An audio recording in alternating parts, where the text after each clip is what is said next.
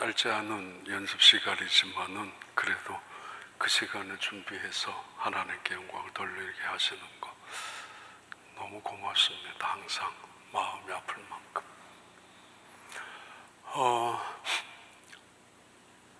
세상에서 이런 슬픈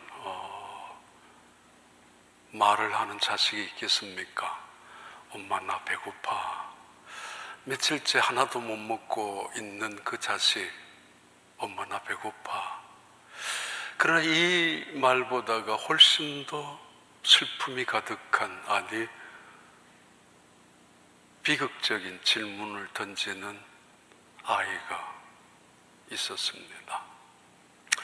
배고프다고 칭얼대는 그 자식을 바라보는 엄마, 아무런 대책도 없이 그냥 꼭 안아주는 엄마, 얼마나 불행스러운 엄마와 아이의 대화 모습입니다만은 그 엄마의 모습보다 훨씬 더 가슴 아프게 아들을 바라보는 아버지의 대화가 있습니다.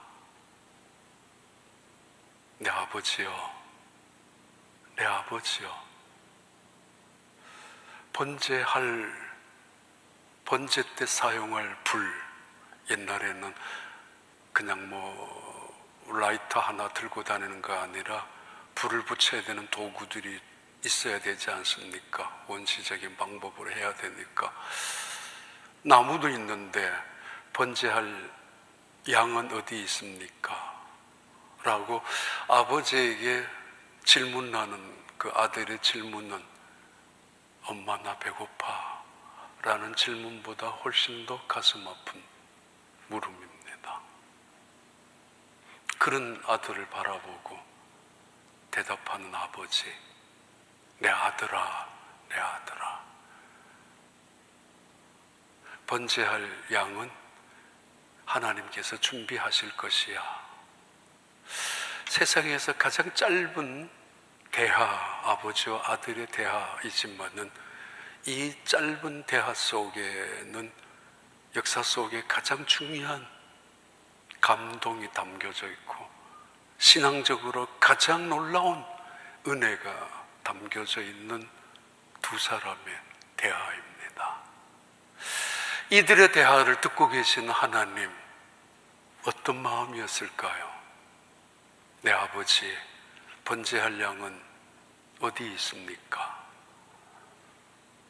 그런 아들을 보면서 다독이듯이 하나님이 준비하실 거야. 이 두 사람의 짧은 대화의 모든 책임과 관심은 하나님께로 옮겨져고 말았습니다. 역사상 가장 중요한 그리고 가장 신앙의 절정의 한 부분이지만은 그러나 도저히 우리는 인간적으로 도덕적으로 이해할 수도 납득할 수도 없는 사건입니다. 그리고 이거 신학적으로 어떻게 설명이 가능합니까? 이런 신을 우리가 신으로 믿는다면 누가 믿을 사람이 이 세상에 있겠습니까? 오늘 본문의 내용은 너무도 잘 아는, 그리고 누구도 한번 들으면 잊혀지지 않는, 누구나 어렸을 때부터 한두 번 들었던 이야기입니다. 그 아브라함의 신앙의 마지막 테스트라고 불려지는 그 장면 앞에 성경 본문은 우리를 이끌어 가고 있습니다. 왜 하나님은 아브라함에게 이런 시험을 하시는가? 첫 번째 질문입니다. 아니, 이런 시험 앞에서 도대체 아브라함이라는 사람은 어떤 신앙을 가졌길래 순종할 수 있었단 말인가? 라는 두 번째 질문입니다. 그리고 우리에게 만약 이런 질문 또는 이런 명령이 떨어진다면 우리는 어떻게 할 수 있을까? 라는 생각이 됩니다. 먼저 한번 읽고 지나갈까요? 야고보서 1장 2절 3절의 말씀은 우리에게 이렇게 말씀합니다. 내 형제들아, 너희가 여러 가지 시험을 당하거든 온전히 기쁘게 여기라. 이는 너희 믿음의 시련이 인내를 만들어내는 줄 너희가 알미라. 그리고 12절의 말씀은 시험을 참는 자는 복이 있나니 이는 시련을 견디어낸 자가 주께서 자기를 사랑하는 자들에게 약속하신 생명의 면류관을 얻을 것이기 때문이라. 분명히 성경에서는 여러 가지 시험을 만나거든 온전히 기쁘게 여기라. 이 세상에 그 시험을 만나서 기쁘게 생각할 사람이, 여길 사람이 누가 있겠습니까? 저부터도 어려운 일입니다. 그리고 시험을 참는 자가 복이 있다라고 말씀하시고 하나님 앞에 그들은 면류관을 얻을 것이다 라고 말씀하고 계시지만은, 그러나 누구나 시험은 피하고 싶고 시험은 안 받고 싶은 것이 사실입니다. 세상에서도 마찬가지입니다. 그런데 여기서 말하는 여러 가지 시험이라는 거, 크게 일반적으로 세 가지의 시험, 시련, 그리고 유혹을 나눌 수 있습니다. 3T라고 부르는데, 첫 번째 T는 유혹, temptation. 마귀가 예수님에게 찾아와서 유혹하는 그 목적은 멸망이고, 그 목적은 하나님의 일을 방해하는 것이 사탄의 유혹입니다. 두 번째 T, 일반적인 시련, trial이라고 하는 시련이죠. 때로는 죄값으로 닥치는 시련이기도 하고, 때로는 애매하게 닥치는 고난, 고통일 수도 있습니다. 욥의 고난이 그럴 수가 있습니다. 세 번째 시련, 시험, 이거 테스트라고 하는 하나님께서 우리에게 주시는 시험입니다. 이 하나님께서 우리에게 주신 시험의 목적은 분명합니다. 우리 자신을 위한 것이고, 그리고 결국은 우리 자신의 더 나은 신앙의 자리로 옮겨가기 위한 것입니다. 그래도 우리는 시험 별로 좋아하지 않습니다. 학생들을 요즘 많은 교육 방법이 다르게 교육부에서 바꾸기도 해서 참교육이니 인간교육이니 해가지고 시험 치는 것들을 많은 횟수를 줄였죠. 창의력을 개발해 줘야 되고 사회적인 인간성을 훈련시켜야 되는 참된 인간 교육이 더 중요하기 때문에 시험 치는 것을 줄여야 된다라고. 어떤 학교는 시험을 아예 치지도 않기도 합니다. 근데 문제는, 그래서 인간성이 더 증진이 되고 사회적으로 도덕적으로 훨씬 더 나은 세상이 되어졌는가? 창의력이 훨씬 더 개발이 되어서 그 교육의 효과를 가지고 있는가라는 문제 앞에서는 의문을 가지기도 합니다. 실력은 실력대로, 때로는 학력은 학력대로 떨어져 가고 있기 때문입니다. 물론 이보다 더 중요한 것을 사람들은 요구하기도 하죠. 하지만 하나님은 가끔 우리를 시험하십니다. 왜? 아브라함의 믿음을 확인하기 위해서. 아브라함의 믿음을 시험하시는 하나님. 그렇게 오늘 본문을 시작을 합니다. 창세기 22장 1절부터 2절까지의 말씀입니다. 그 일 후에 하나님이 아브라함을 시험하시려고 그를 부르시되 아브라함아 하시니 그가 이르되 내가 여기 있나이다. 여호와께서 이르시되 내 아들 내 사랑하는 독자 이삭을 데리고 모리아 땅으로 가서 내가 내게 일러준 한 산 거기서 그를 번제로 드리라.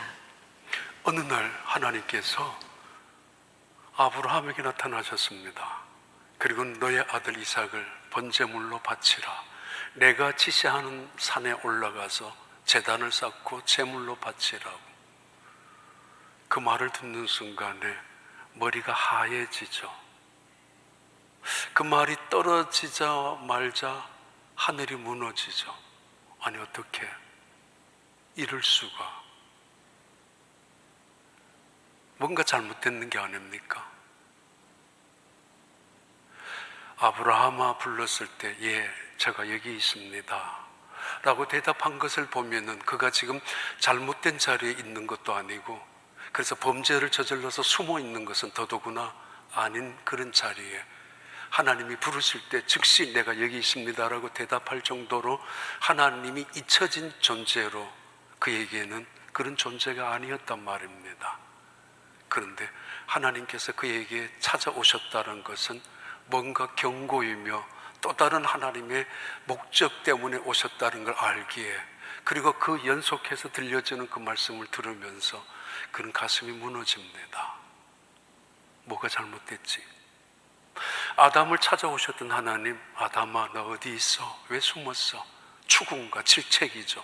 가인을 향하여 내 동생 아벨이 어디 있어? 너 무슨 짓을 한 거야? 그의 범죄에 대해서 힐난하시는 하나님의 추궁이지 않습니까? 쫓겨난 하갈에게 너가 왜 여기 있는 줄 아느냐고, 돌아가라고 하셨던 하나님, 그거와는 전혀 다른 의미의 지금 하나님께서는 아브라함을 찾아오셨고 부르시고 그리고 너의 아들 이삭을 바치라고. 왜? 성경은 하나님은 아브라함을 시험하시기 위해서라고. 누구나 고난을 원하지 않고 시험을 피하고 싶지만은 그 믿음의 크기란 고난을 당하는 크기만큼 믿음은 비례합니다.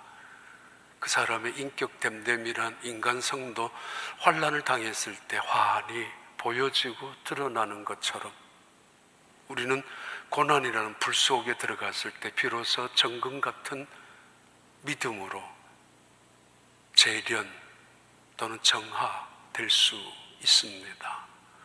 환난이라는 무서운 파도 속에 들어갔을 때 우리는 수많은 더러움을 씻어낼 수가 있습니다.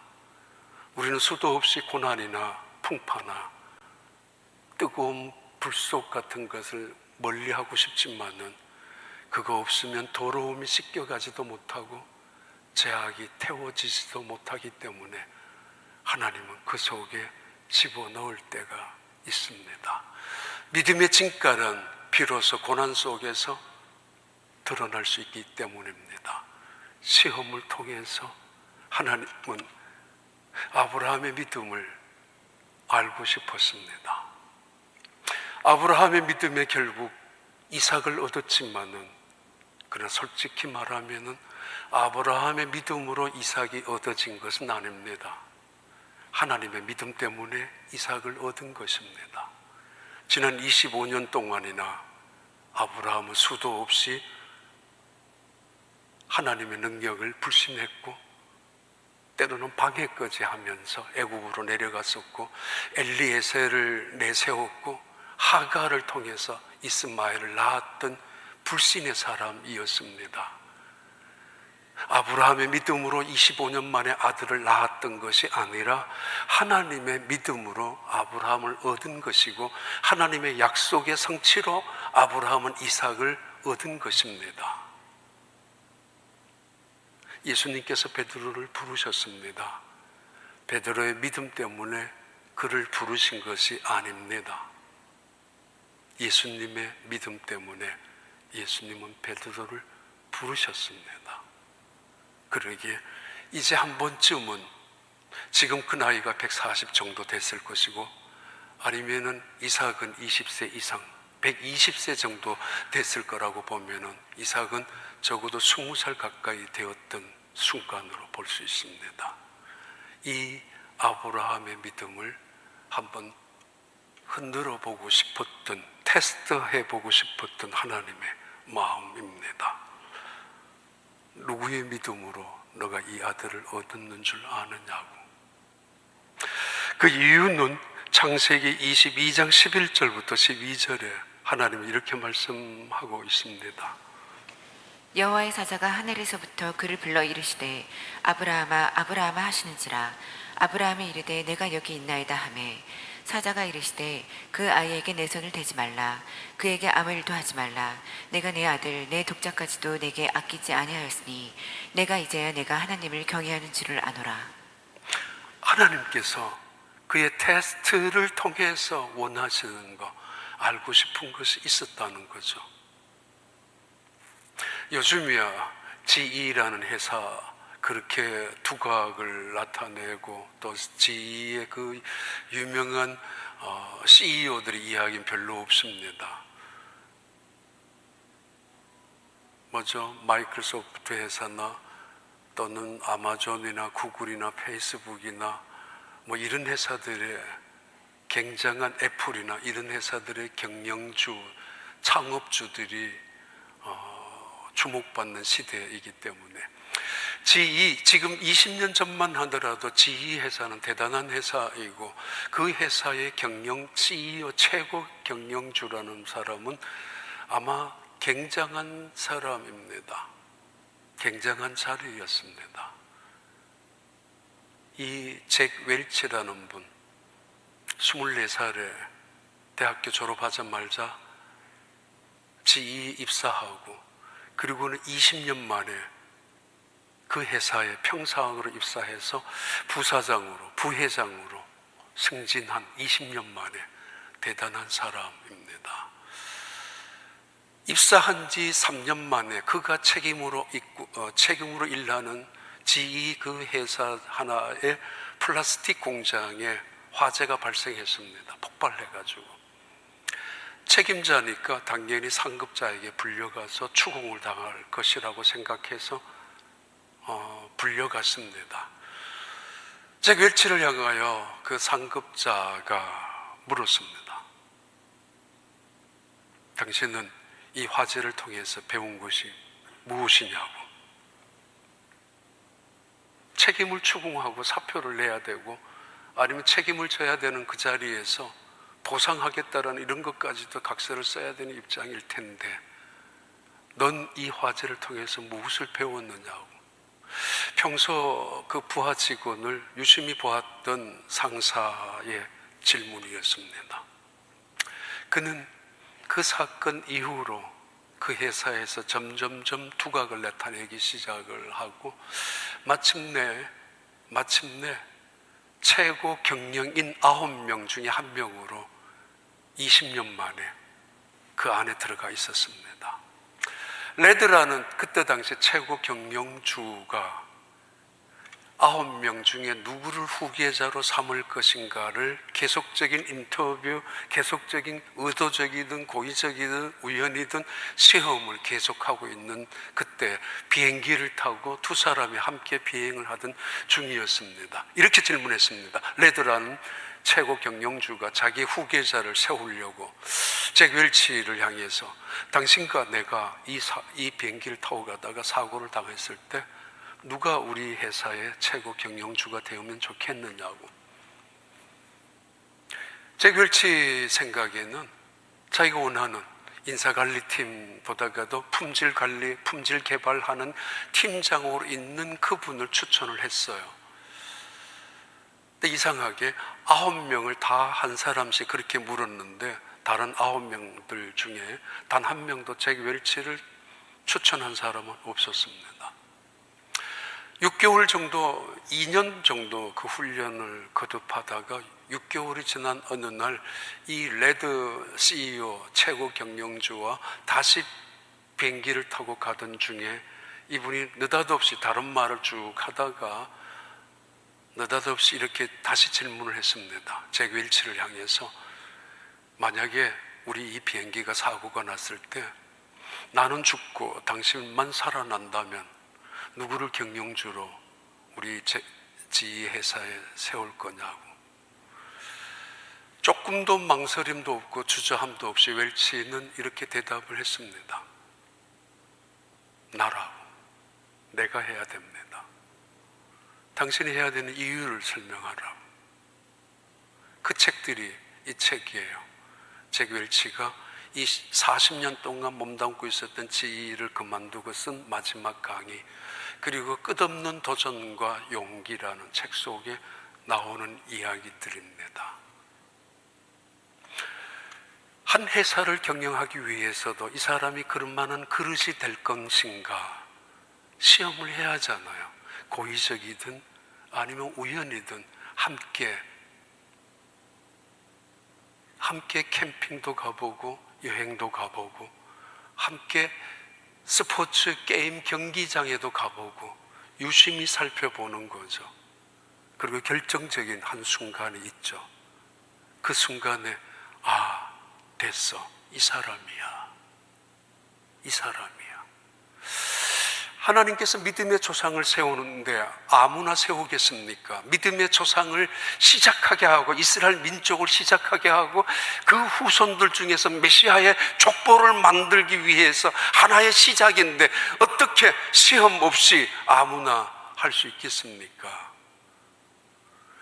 아브라함의 인생 속에 구비구비마다 많은 일들이 있었습니다. 그때마다 흡족하지는 않았죠. 그러나 지금 마지막 파이널 테스트입니다. 네 아들을 바치라고. 하나님께서 그 테스트를 통해서 이야기하죠. 내가 이제 너 알았어. 너 믿음의 조상이야. 그렇게 될 거야. 그리고 너의 후손으로 이스라엘 민족이 될 것이며 이 땅에 하나님의 나라를 모형으로 보여주는, 그리고 하나님의 이름을 온 세상에 증거하게 하는 민족으로 너를 삼을 거야. 너의 후손 속에 메시아가 나게 할 것이야.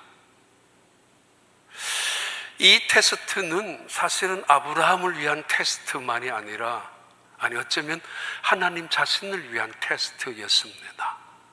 하나님이 자기 자신을 향한 시험입니다. 왜요? 내가 이 사람 제대로 선택한 게 맞는지 안 맞는지, 내가 지금 평범한 아브라함, 메소포타미아라는 문명 속에 한 평범한 사람 아브라함을 택한 거, 잔치집에 빠져도 되는 빈자리가 표시도 안 나는 다윗을 하나님은 주목하고 계셨는데 그 다윗을 내가 택한 것이 잘했는지 못했는지 마음이 안 놓일 때가 있잖아요. 두고 봐야 알잖아. 이것은 하나님의 테스트예요. 자기 자신을 향한, 내가 이 사람을 잘 선택해서 세웠는 것인지, 내가 이 사람을 바로 불렀는 건지, 어찌 하나님이 전지성, 전능성을 의심하겠습니까마는 하나님이 이것을 통해서 하나님이 어떤 분인가를 계시하고 싶어 하죠. 그리고 지금까지 25년이나 아브라함을 훈련시키셨고 다시 20년 가까이나 이삭을 주면서 다시 훈련을 시키셨던 하나님, 40년 이상이나 그를 구비구비 훈련을 시켜 오셨던 하나님이 자기 자신을 한번 테스트해 본 거예요. 내가 한 일이 옳았을까? 가룟 유다를 택했던 예수님이 후회하신 적이 있잖아요. 내가 후회한다고 가슴을 치고.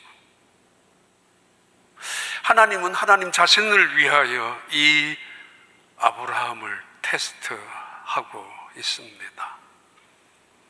잭 웰치를 후계자로 세우고 난 다음 레드 최고 경영주가 그랬대죠.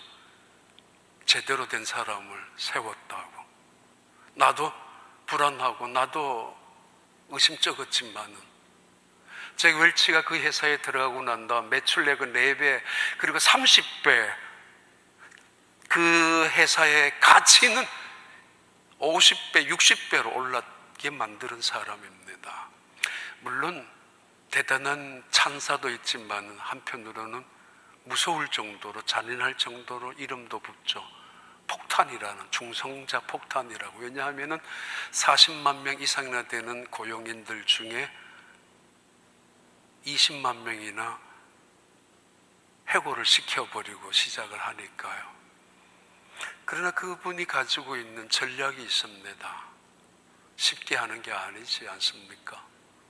식스 시그마라는 것은 철저하게 처음부터 끝까지 품질을 관리하는, 품질을 개선하는, 품질을 개발하고 발명하는, 끝없이 이익만을 추구하는 것이 아니라, 그래서 식스 시그마라는 제도를 만들고 또는 워크아웃이라는 제도를 만들어서 관료적이고 공무적이고 사무적인 그런 일 시스템 자체를 확실하게 뒤바꾸어 나가죠. 혁신적인 개발로, 관료적인 냄새가 아니라 일하는 분위기로 만들어 나가기 시작했던 사람이 그분입니다. 내가 사람을 잘 택했을까? 우린 자주 실망할 때가 있죠. 근데 하나님은 그런 분은 아닙니다. 신명기 8장 2절부터 3절까지 봐요. 내 하나님 여호와께서 이 40년 동안에 내게 광야 길을 걷게 하신 것을 기억하라. 이는 너를 낮추시며 너를 시험하사 내 마음이 어떠한지 그 명령을 지키는지 지키지 않는지 알려 하심이라. 너를 낮추시며 너를 줄이게 하시며 또 너도 알지 못하며 내 조상들도 알지 못하던 만나를 내게 먹이신 것은 사람이 떡으로만 사는 것이 아니요 여호와의 입에서 나오는 모든 말씀으로 사는 줄을 내가 알게 하려 하심이니라. 하나님이 우리를 왜 시험하시는가? 아브라함의 믿음을 테스트하기 위함이지만 동시에 하나님의 섭리, 하나님의 그 계시를 깨닫게 해주기 위한 자기 자신의 테스트입니다. 이스라엘 백성들을 애굽에서 건져내고 그리고는 광야로 집어넣었던 이유는 이 백성을 하나님의 백성으로 제대로 훈련시키기 위해서, 더 나아가서는 하나님 자신을 계시해 주면서 그들이 하나님의 말씀으로 살아간다는 사실을 깨닫게 해주기 위함입니다. 그거는 하나님의 도전이었습니다. 40년 동안 시작하면서 그들을 집어넣었습니다. 그런데 이 이스라엘 백성들은 하나님의 도전적인 시험에 실패했죠. 근데 아브라함은 성공합니다. 16절부터 18절 하나님의 대답입니다. 이르시되 여호와께서 이르시기를 내가 나를 가리켜 맹세하노니 내가 이같이 행하여 내 아들 내 독자도 아끼지 아니하였은즉 내가 내게 큰 복을 주고 내 씨가 크게 번성하여 하늘의 별과 같고 바닷가의 모래와 같게 하리니 내 씨가 그 대적의 성문을 차지하리라. 또 내 씨로 말미암아 천하 만민이 복을 받으리니 이는 내가 나의 말을 준행하였음이니라 하셨다 하니라. 내가 내 이름을 두고 맹세한다고, 내 이름을 두고 내가 너를 선택한 것이, 내가 너를 붙잡아서 믿음에 시작하는 사람으로 세운 것이 내가 잘한 것인지 못한 것인지, 내가 내 이름을 두고 맹세했는데 잘한 것 같아. 아니, 잘했어. 내가 너에게 약속한 언약을 계속 이루게 할 것이야. 온 세상으로 하여금 너로 통하여 나의 이름이 증거될 것이라고. 시험이란 아브라함을 위한 테스트이지만은 하나님은 하나님 자신을 위한 테스트이기도 했습니다. 선생님들의 시험 문제도 마찬가지예요. 쓸데없는 문제를 내놓고 아이들에게 골탕 먹이는 시험 문제를 내는 사람도 있지만은, 그러나 가장 중요한 문제를 내놓고 선생님이 어떤 것을 원하는지, 무엇을 가르쳤는지 제대로 알게 하는 것, 그 시험의 목적 아닙니까? 때로는 시험을 제대로 친다는 것은 선생님의 마음을 안다는 거죠. 알 때, 그분이 뭘 강조하는가를 알 때, 하나님의 테스트 스스로도. 그러나 오늘 본문의 가장 결정적인 중요한 이유는 어떻게, 왜 하나님은 테스트를 했느냐 보다가도 어떻게 하나님은, 이 아브라함은 하나님의 그 명령에 순종했느냐 말이에요. 이것은 훨씬 더 중요합니다. 무엇 때문에? 이건 비인간적인, 비윤리적인 하나님의 명령입니다. 어떻게 이해합니까? 이건 신학적으로도 도저히 설명할 수 없는, 세상의 우상적인 종교, 미래 종교, 사탄의 종교에서도 쉽게 할 수 없는 이야기란 말입니다. 누가 이것을 설명할 수 있어요? 신학적으로 어떻게 가능하단 말입니까? 그런데 아브라함은 그 명령을 순종합니다. 하나님의 명령을 듣자마자 그는 정신이 번쩍 듭니다. 아차, 정신이 번쩍 들어요. 지금 이삭을 얻은 지 10년, 20년 가까이 되어 가고 있는 순간에 하나님은 조금은 멀어져 있었던 것이 분명합니다. 하나님, excuse, 나 이제 내 아들 이삭과 같이 있을래요. 지금까지 인생 속에 당신과 함께 인생 여정을 따라다니면서 고생했지 않습니까? 그리고 나 하나님 알 만큼 알고 믿을 만큼 믿으니까 이제 나 그냥 excuse me 해달라고. 나 이 내 아들로 내 노후 보장되고 나 기쁘게 살아가고 이제는 편안하게 살아가고 행복하게 좀 살아가면 안 되겠느냐라고 아마 그런 생각으로 또 할 만큼 살아갈 만큼 봉사할 만큼 했으니까 나 이제 이 아이하고 살겠습니다. 뭐 잘못한 거 없잖아요. 아니 그리고 잘못된 자리도 아니잖아요. 그리고 그 아들은 하나님이 주셨잖아요. 그러면 얼마든지 노후를 즐기면서 살아갈 수 있었단 말입니다.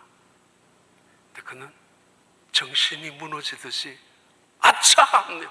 마치 뜨거운 불이 자기 곁에 다가와서 잘못 손을 댔는 것처럼 그러면서 정신을 차립니다. 내가 만족은 하고 있었지만 간절함이나 사모함, 내가 은혜를 이야기하고 감사는 이야기하고 있지만은 하나님을 향하는 그리움, 하나님을 향하는 목마름, 예배에 대한 갈증, 기도에 대한 절박함이 없었단 말이에요. 머리가 하얘지죠. 복잡해지죠. 아니 모여집니다. 마치 내 인생의 주인이 내인 것처럼, 마치 내가 갖고 있는 모든 소유가 내가 주인인 것처럼 살아왔던 잘못을 순식간에 지나가고 있지 않습니까? 아차하죠. 내 손에 있는 거, 내가 누리고 있는 거, 내게 가지고 있는 모든 것들이 주인은 하나님의 것이란 말이에요. 한순간 끌고 갈 수가 있고 데려갈 수가 있고, 아니 한순간 내려놓을 수밖에 없는 것들 앞에서 내가 마치 내 주인인 것처럼 행세하고 살았던 것, 영원히 내 이 소유는 내 것인 것처럼 움켜잡고 있었던 것 앞에서 머리가 하얘지고 말았습니다. 잘못한 건 아무것도 없어요. 하나님, 어떻게 이럴 수가? 우리는 내가 돈을 소유하고 내가 인간을 소유하고 조종하고 뭐 지배하고 살아가는 것 같지만은, 때로는 내가 명예를 쟁취하고 성공을 쟁취하고 세상에서 승리의 자리로 올라가고 살아가는 것 같지만은, 따져볼까요?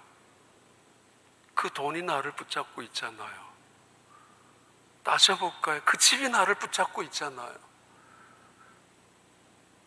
그 사람이 나를 붙잡고 있잖아요. 그 아이가 나를 붙잡고 있잖아요. 뭐예요? 노예잖아요. 뭐예요? 주신 하나님은 까마득하게 잊어버리고 멀어진 채로 나는 여기에서 그냥 이대로만 살겠다는 이야기 아닙니까? 언제든지 내려놓을 수밖에 없는 거예요. 내가 들고 있는 거, 내가 누리고 있는 거, 내가 소유한 거, 심지어 내가 하나님께서 얻은 것마저도 하나님의 것이라고요. 내려놓아야 돼. 그는 그렇게 실천합니다. 창세기 22장 3절과 4절 봐요.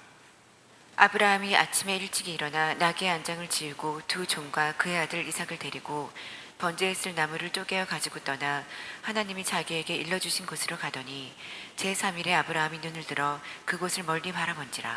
3일 동안이나 아브라함은 그 길을 갑니다. 아침에 일찍이 일어나서 죽지 못해서 늦지막게 해 다 뜨고 난 다음 마지 못해서 끌려가는 것이 아니라 밤새도록 준비했고, 그리고 준비하면서 결정했고, 그리고 마음을 담대하게 먹고 일찍이 일어났습니다. 그리고는 사흘길을 모리아산을 향하여 나아갑니다. 5절부터 8절까지 볼까요? 이에 아브라함이 종들에게 이르되 너희는 나귀와 함께 여기서 기다리라. 내가 아이와 함께 저기 가서 예배하고 우리가 너희에게로 돌아오리라 하고, 아브라함이 이에 번제나무를 가져다가 그의 아들 이삭에게 지우고 자기는 불과 칼을 손에 들고 두 사람이 동행하더니, 이삭이 그 아버지 아브라함에게 말하여 이르되 내 아버지여 하니 그가 이르되 내 아들아 내가 여기 있노라. 이삭이 이르되 불과 나무는 있거니와 번제할 어린 양은 어디 있나이까? 아브라함이 이르되 내 아들아 번제할 어린 양은 하나님이 자기를 위하여 친히 준비하시리라 하고 두 사람이 함께 나아가서, 이 부자의 대화만큼 슬픈 대화가 어디 있습니까? 그러나 이 대화만큼 아름답고 감동적이고 그리고 신학적인 대답이 어디 있습니까? 신앙적인 대답이 어디 있습니까?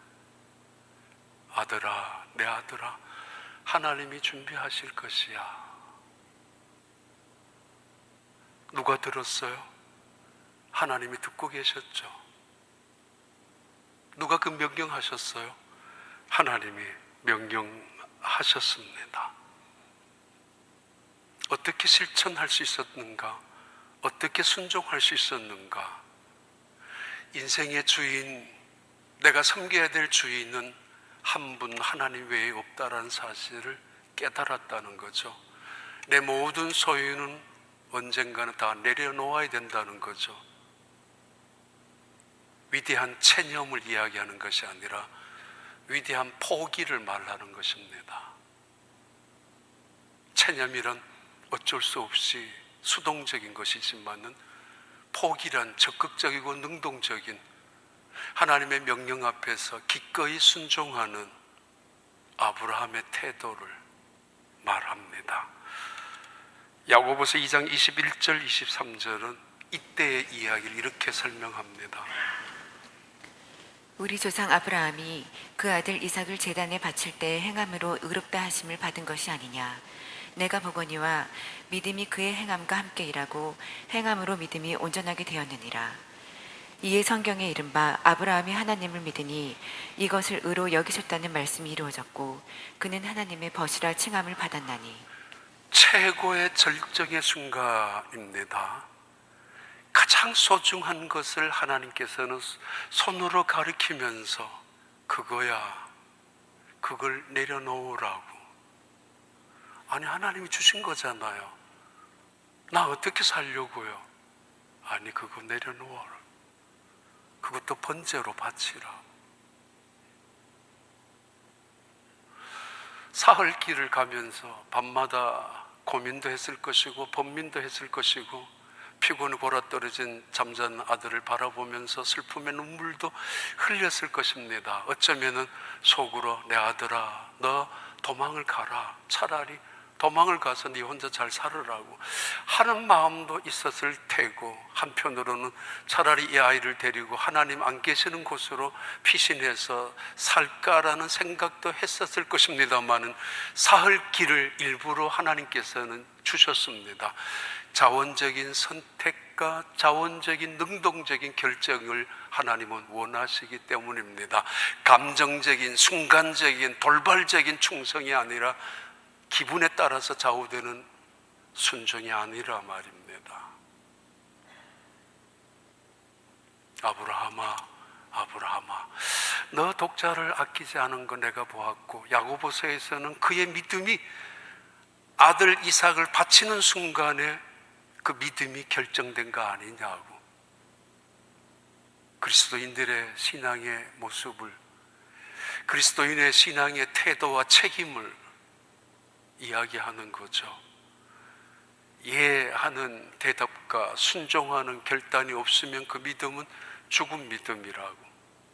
그러나 결정적으로 이 어떻게 아브라함이 하나님의 명령을 순종할 수 있었는가? 소유에 대한 내려놓음에서 주권자이신 하나님을 인정하면서 정신을 차렸지만은, 그러나 더욱 중요한 것은 그는 내 아들을 죽이시는 하나님, 달라고 하시는 하나님, 반드시 그 아들을 다시 돌려줄 거라고, 그 믿음, 부활의 믿음, 그 믿음, 다시 살려주신 하나님의 믿음, 언약을 지켜나가신 하나님의 언약을 믿었습니다. 이 믿음 때문에 그는 자기 아들 이삭을 바치기 위해서 산 위로 올라갑니다. 내 아들아, 하나님이 준비하실 것이야. 적어도 두 사안을 내려놓고 여기에 놔두고, 그리고는 다시 산 위로 모리아산을 향하여 올라갔던 아브라함, 짐을 대신 지고 올라갈 정도로 된 사람이라면 아이가 아니라 단순한 청년이었을 것입니다. 언덕길을, 산 비탈길을 올라가는 짐을, 지게를 지고 올라갈 정도의 나이라면은, 그런데 아무리 보아도 번제할 양은 보이지 않고 아무리 보아도 흔적도 없습니다. 소리조차 들리지 않습니다. 참 이상합니다.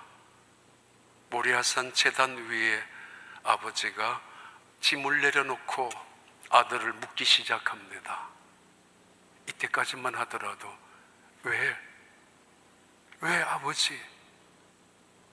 설마 했을 텐데 묻고 있는 순간에 그는 한 말도 못했습니다. 입이 얼어붙기 시작합니다. 온몸이 어쩌면 사시나무처럼 떨기 시작했을 것이고 굳어지고 말았습니다.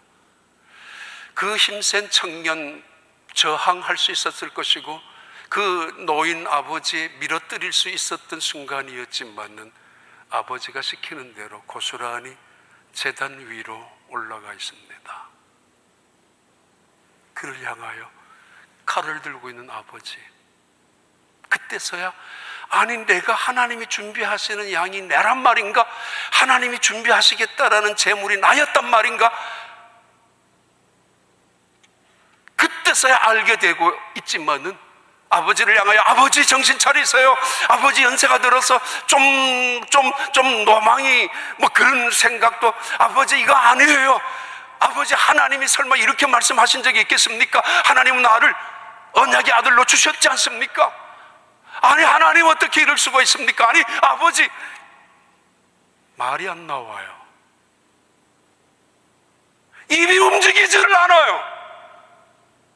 몸을 움직이고 비틀려고 하지만은 몸 하나 꼼짝일 수가 없습니다. 이상하게도 아버지의 그 경건한 아버지의 그 거룩한 태도 앞에 뭔가 잘못됐다는 이야기가 아니라 이것은 정신이 분명히 하나님이 시키지 아니하고는 이 일을 할 수 없다는 것을 알고 있는 이삭은 얼어붙은 채로 누워있죠. 바로 그 유명한 그림이죠. 렘브란트의 그림, 아브라함의 제사. 또 하나요, 카라바조의 제사, 이삭의 희생.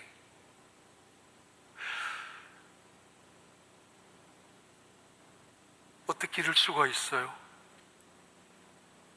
하나님이 혹시나 해서 천사 한 명에게 너 모리아산에 가서 기다리고 있어. 그러면 아브라함이 올라올 건데 올라오면 이삭을 죽일 거야. 그 순간에 너가 가서 말려야 돼. 그러나 처음에는 웃었겠죠. 천사가. 말도 안 됩니다. 하나님이 그를 죽일 수도 없을 것이고 아브라함이 설마 거기까지 하겠습니까? 아니 어떻게 자기 아들을 죽이겠단 말입니까? 그래서 졸고 있었을 거예요. 아니면 누워서 편안하게 있었을 거예요. 그런데 갑자기 칼이 번쩍 올라갔습니다. 눈에 번쩍하는 소리와 함께 있었던 천사가 다급하게 쫓아오죠. 달려오죠. 그리고는 아브라함을 향하여 아브라함아 아브라함아 멈춰라. 아브라함아 아브라함아 멈춰야 돼. 그 손, 그 아들에게는 손도 대지 마라. 너무도 다급하게 이삭도 하지 못했던, 아브라함도 할 수 없었던 그 이야기를 천사가 잠깐 멈추라고. 역사적으로 이렇게 다급하게, 이렇게 간절하게, 이렇게 사실은 거룩하게 한 인간의 행동을 멈추게 한 적이 언제 있었습니까?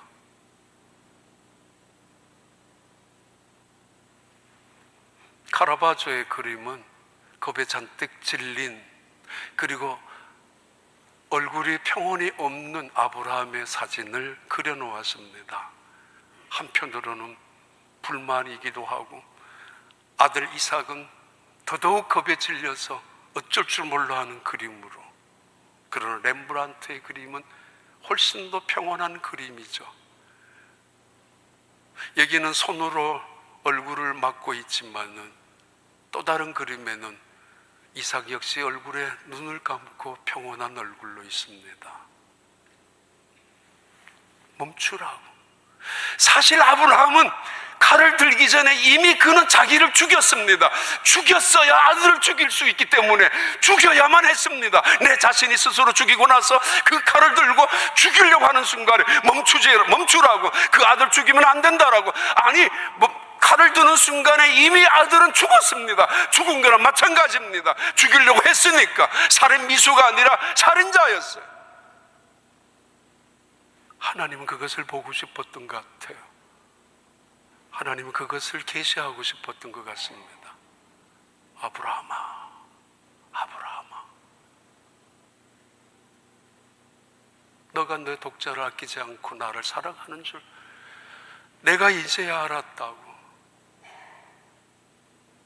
아무나에게나 아들을 바치라고 그런 시험을 하겠습니까마는, 그러 때로는 인생의 최고의 절정 속에 하나님은 우리를 리트머스 페퍼처럼 나눠줄 때가 있습니다. 온 세상 모든 백성들에게 코로나 바이러스로 페퍼를 다 나눠주기도 했었습니다. 2년 전부터. 어떻게 해답을 적어 나갈지 너가 알아서 적어보라고. 테스트, 하나님의 테스트. 아브라함아, 아브라함아, 너가 얼마나 나를 사랑하는 줄 내가 이제야 알겠다. 아니, 왜 몰랐겠습니까? 자, 봐라, 뒤를 돌아보라고. 언제 와 있었는지, 언제부터 왔는지, 어디서 왔는지, 그 숲 속에, 그 산 위에 양 한 마리가 있었던 것, 이건 설명도 할 수 없지만 돌아보니까 양이 있었고, 그 양을 이삭은 데리고 왔고 그 양을 올려놓습니다. 아브라함도 이삭도 그 양을 보면서 끌어안았을 겁니다. 고맙다, 고맙다, 고맙다고. 그리고 속으로 한마디 더 했을 거예요. 미안하다, 미안하다. 그리고 그 양은 제물 위에 죽었습니다. 바로 그 산이 모리아 산이고, 그 제단이 솔로몬이 지었던 성전이고, 지금 이슬람 교도들이 짓고 있는 돔 그 자리에 있고, 예수님의 갈보리 십자가가 그 위에 세워졌다라는 전설은 지금까지 거의 신학적으로 인정하고 있습니다. 하나님, 아브라함의 아들을 죽이지 말라라고 만류하시고 멈추라고 말씀하셨던 그 하나님, 그리고 그 아브라함에게 여호와 이레를 가르쳐 주셨고, 하나님의 신비한 하나님의 임재의 사건을 양을 통해서 증명해 주셨던 하나님, 그 하나님이 자기 아들은 정작 죽이셨습니다. 하나밖에 없는 그 아들을, 네 아들, 너가 사랑하는 아들, 너의 독자를 바치라고 하셨던 하나님이지만은 마지막에는 멈추라고 하셨던, 살려주었던 하나님이, 오늘 우리에게 하나님은 자기 아들을 죽이셨고 그 아들을 죽이면서 우리를 살려내셨던 하나님이 하나님이시라고요. 그게 기독교라고요. 아버지, 어떻게 하여 나를 버리십니까? 하나님, 그 예수 그리스도를 포기하면서까지 그 아들을 칼로 죽이셨던 하나님, 자기 아들을, 죄 없는 그 아들을, 죄 있는 인간을 위하여, 볼품도 없는, 사랑할 조건도 자격도 없는 우리를 위해서 그 아들을 죽이셨던 하나님, 그 하나님께서 말씀하십니다. 하나님이 세상을 사랑하사, 이처럼 사랑하사 독생자를 주셨다라고. 누구든지 저를 믿는 자마다 영생을 얻게 될 것이라. 우리가 아직 재혼되었을 때, 우리가 아직 원수되었을 때 예수 그리스도께서 우리를 위하여 죽으심으로 하나님께서 우리에 대한 자기 사랑을 확증하셨느니라. 기도하겠습니다. 하나님 아버지, 그냥 적당히 주일이면 교회 와서 예배하고 때로는 봉사하고 취미생활처럼 여가선용처럼 믿다가 살아가는 인생이 아니라